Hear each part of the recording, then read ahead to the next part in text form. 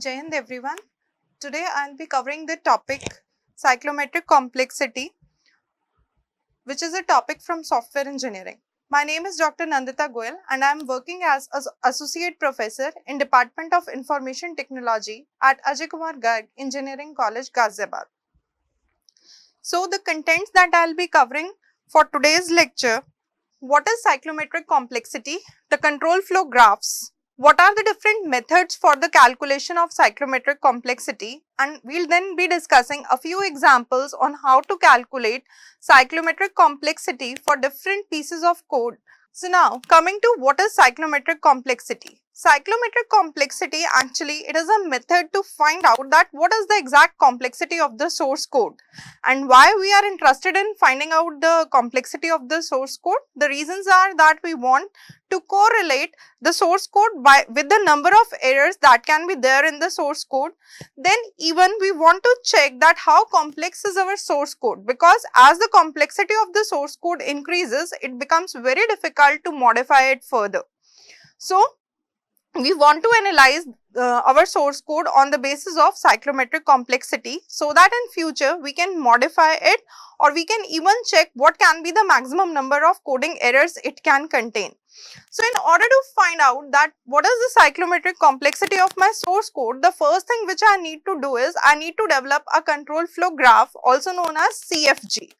Now this CFG helps me to find out the cyclometric complexity associated with that code, that is the number of linearly independent paths through which are contained within a program module. So the lower the program's cyclometric complexity, we can say that it is having a lower risk to modify and to easily be understandable. But as the complexity increases, it becomes very difficult to modify this source code and even to understand it. So our main aim as a software developer should be to keep the cyclometric complexity as low as possible for the specific problem. Now coming to how we can calculate, as I already said that in order to calculate the cyclometric complexity, the first thing we need to do is developing a control flow graph. Once we have developed the control flow graph, we can calculate the complexity using this formula, that is E minus N plus 2P.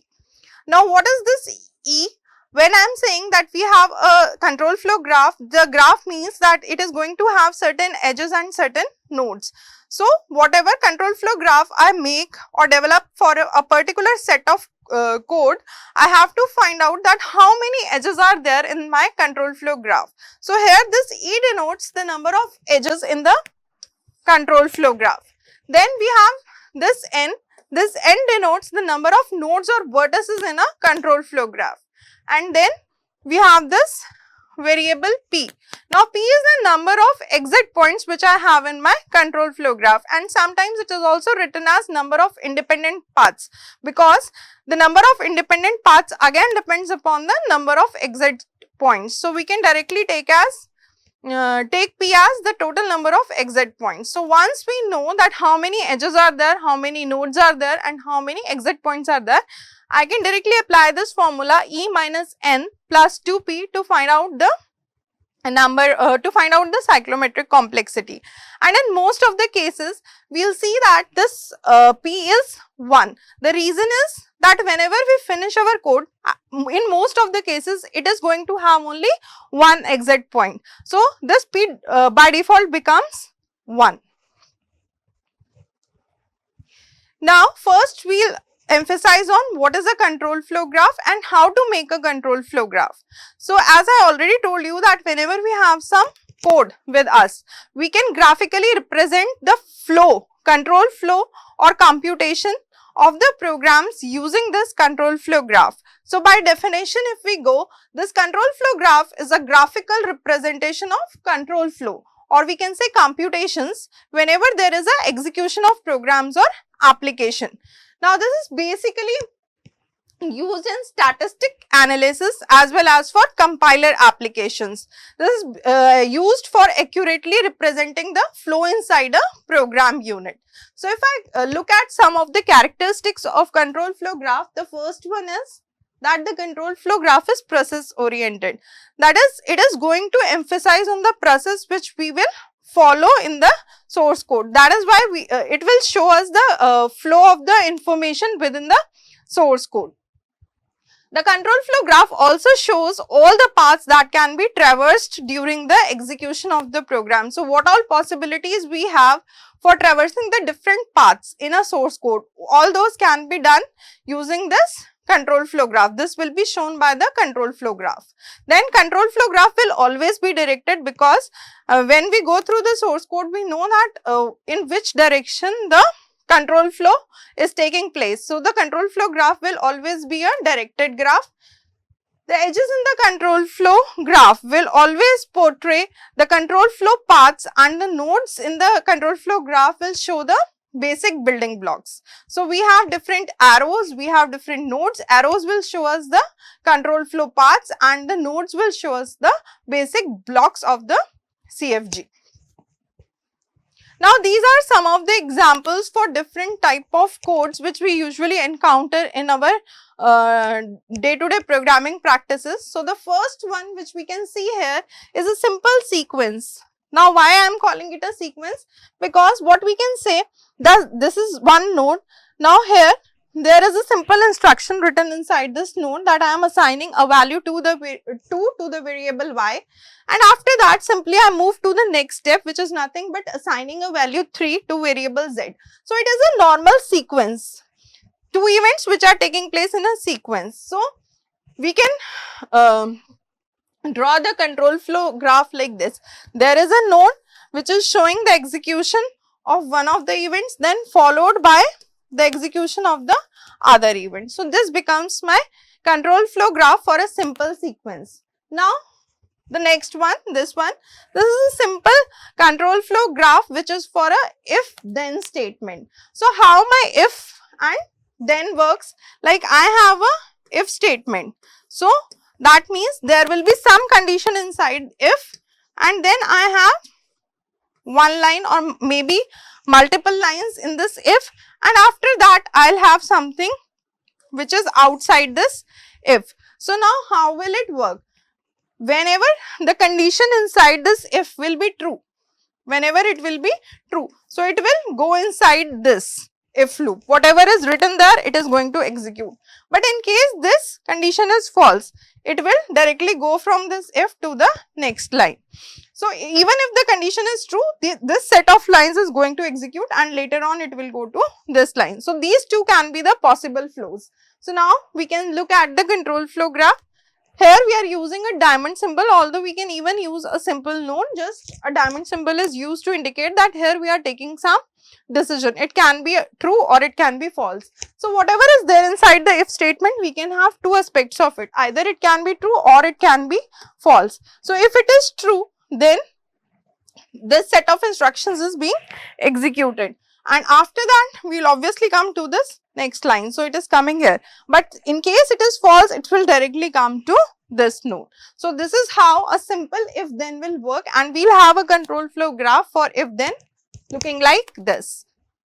Next, we have a while loop. Now, how a while loop is going to work? Now, what does it do? We have a while, then we have a condition over there, and this whatever statements we are giving within a while loop, these statements are going to execute only when this condition will be true.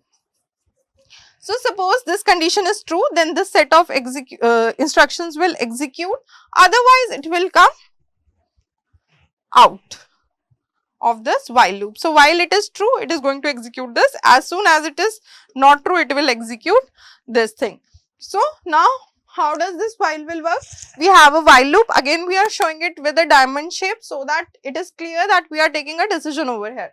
So, if this while is true, we will go to this instruction and it will keep on executing this instruction till the while is condition is true. So, while it is true, it is going to execute this, then again it will check this while. If it is again true, it will again execute this and it will go on moving. That is why it is called a loop. But if it is false, then what will happen? It will come out of this loop. So, this is how we will have a CFG for a while loop.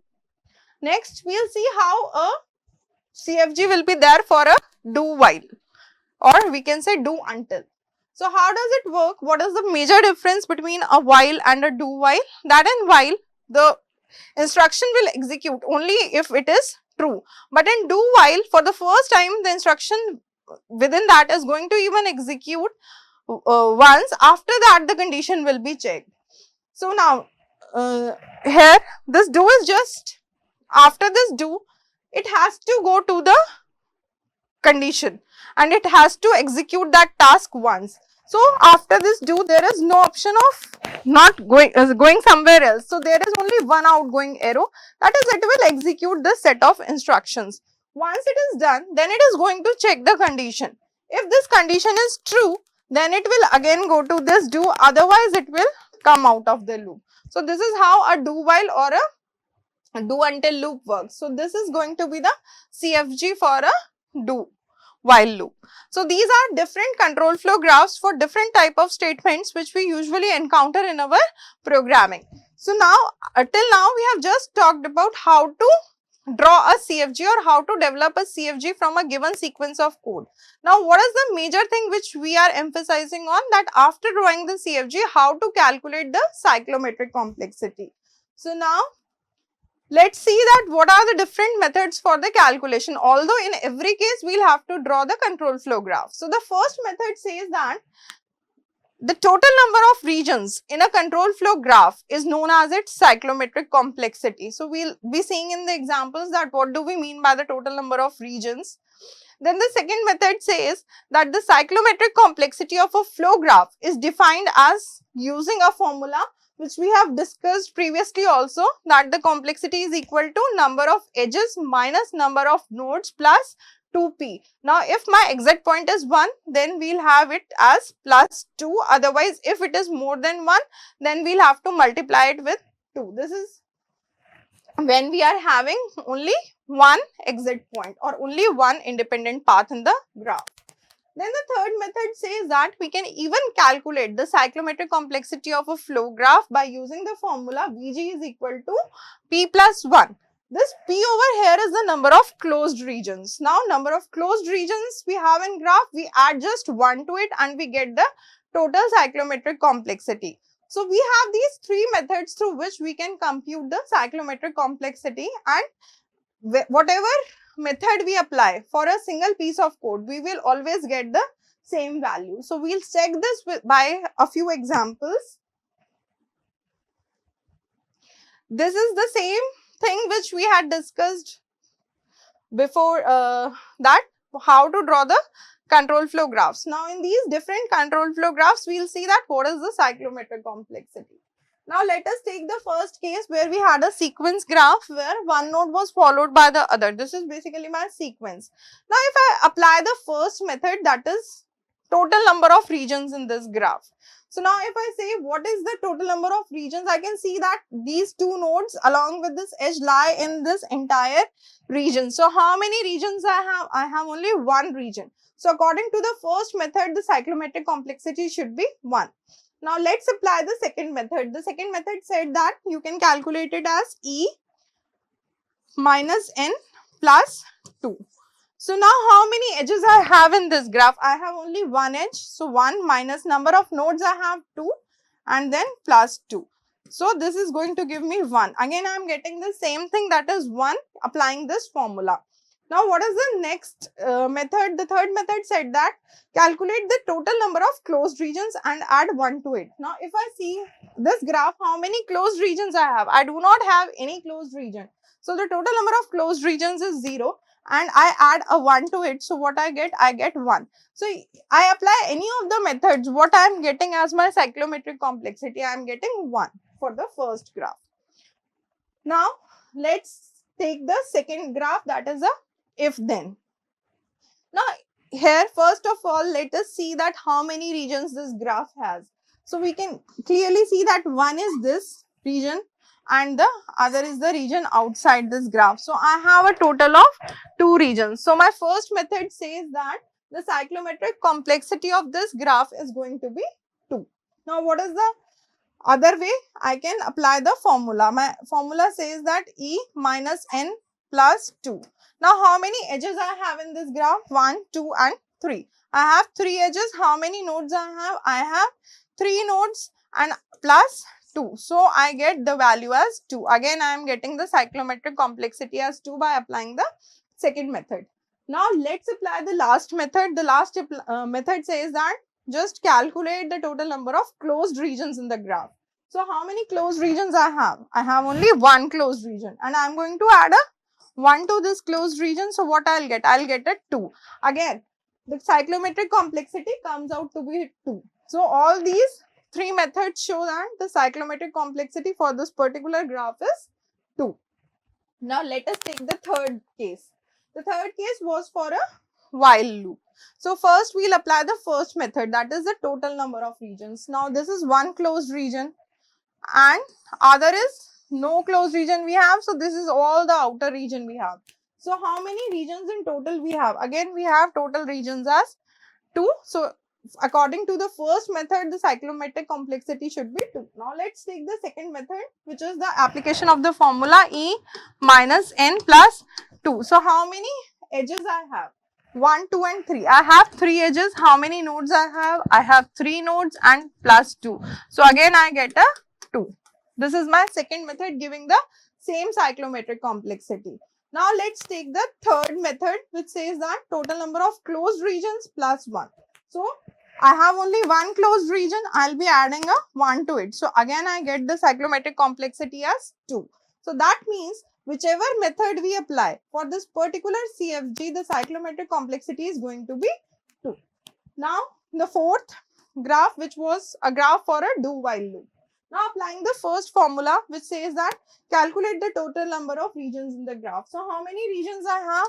I have this one region and then I have this outer region. So total number of regions again I have is 2. Now applying the formula, that is E minus N plus 2. How many edges I have? I have a total of 3 edges. I have a total of 3 nodes and then I am adding 2 to it. So I get a 2. So by second method also I get the cyclometric complexity as 2. Now coming to the third method, which says that find out the total number of closed regions and then add a 1 to it. So how many closed regions I have? I have only one closed region and I am going to add a 1 to it. So I'll get the cyclometric complexity as 2. So we have verified all these 3 methods for all these 4 graphs. So we can calculate the cyclometric complexity by any of the methods after drawing the CFG and we'll get the same answers. Now let's take a few more examples which have some detailed code with them. So now I am given this piece of code and I want to calculate the cyclometric complexity. So this is the control flow graph which I have drawn. You can simply draw it as nodes. The decision box which I am making in diamond shape, this is just to show and clarify that I am taking a decision over here. So the first statement says that A is equal to 10. Now again I have a if statement with this. That means we have to check some condition. If this is true, then it is going to execute the next statement. But if this is not true, then it is going to end if. So same thing I have drawn over here. If this is true, then it will go to the next place. Otherwise, if it is false, this if will end. Now in the second statement, we are again checking. Again we have a if. Now here again we will have to make a decision. So decision we are making that B is greater than C. Now if this B is greater than C, then A has to be equal to A. Otherwise A has to be equal to C. So if it is false, then it is going this side. But if it is true, it is going this side. So we have drawn till here. Once I am done with this, my first if will end. So my first if is ending and after that the second if will end where I was going for the from the first node. And later on, once these ifs are ended, I'll go to the last statements, that is we have to print the value of A, B and C. So we have printed A, B and C. So this is how I draw the control flow graph for the given piece of code. Now if I calculate the cyclometric complexity using my first method, it said that just calculate the total number of regions. So this is my one closed region. This is my another closed region and then I have a region outside this. So total is 3 regions I have. Okay. Now if I apply the formula, it says that E minus N plus 2. So E is 8, N is 7. You can check the number of nodes are 7 and edges are 8, and then we add a 2 to it. So again I get a 3. If I say that calculate the total number of closed regions and then add 1 to it, so I have total number of 2 closed regions. One is this one and the other is this one. So 2 plus 1, we again get a 3. So for this graph also we can see that whatever method we apply, but the cyclometric complexity is always going to be same. We have one more example. Again we are given a piece of code and then we have drawn the control flow graph for this. So what we can do, instead of writing it again every code inside the box, we can even number these statements. So this will help us in drawing the control flow graph in a easier manner. So now we can say that at node 1, what is doing? We are using a if. That means a decision is taking place. That means if it is true, it will go to the next statement, that is 2. But if it is false, then in that case it will go to the sixth statement, that is end if. So the same thing we have done in the control flow graph. Then after 2 again we are having a if statement, that is again we will be making some decision. So if this is going to be true, then A is equal to B, which is the third one, and if it is going to be false, then in that case what will happen? A will be equal to C, which is the fourth one. So we have written 3 and 4 over here. Once we are done with it, we will be going to the fifth statement, that is this node, and after this fifth, then I will be going to this end if, that is at sixth place, which was after 1 also, in case of 1 is false. So we will go to the 6, and then lastly we will come to print A. So this is my seventh statement. So all these nodes are actually denoting the statements in my code. Now once I am done with my control flow graph, I can apply any of the methods to find the cyclometric complexity. So the first method is the regions method, total number of regions. So the total number of regions is 1, then 2, and then this 3. So total number of regions is 3. So this is the first method. Then second method, E minus n plus 2. We have total number of edges as 8, nodes as 7, and then we are adding 2 to it. So we get the value 3. So again these two are matching. And the last method, which says that calculate the total number of closed regions and add a 1 to it. So we have a total number of 2 closed regions and I am adding 1 to it, so I get 3. So any of the methods I apply, I again get the same cyclometric complexity. So this is how, given a piece of code, you can first draw the control flow graph, and then finally you can calculate the cyclometric complexity using any of the methods. Now here we see that what does the value of the cyclometric complexity actually depicts. Once you calculate the cyclometric complexity and you get a specific value, then we can see this. If my cyclometric complexity lies in the range 1 to 10, then I can say that my code is structured and a well written code. It has high testability because it can be easily tested. It will require less cost and effort. So it is an indication of all these factors if my cyclometric complexity is in the range 1 to 10. If it is in the range 10 to 20, then what can I say about my code, source code? That it is a complex code, it has medium testability and it will have a medium cost and effort. So we can see that as the value of this cyclometric complexity is increasing, it is even impacting my these parameters, that is my complexity of the code, testability of the code, cost and effort required for that code. If my cyclometric complexity comes in the range 20 to 40, then I can say that it is a very complex code. It will obviously have a low testability and it will have high cost and effort. And if my cyclometric complexity is greater than 40, then it is a highly complex code, not at all testable, and it will require a very high cost and effort. So from this, we can say that what are the consequences of having a very high cyclometric complexity? So it should be somewhere ranging in this second range. It is always better to maximum go till this second range, because it will help you to test your code, it will help you to modify your code in future.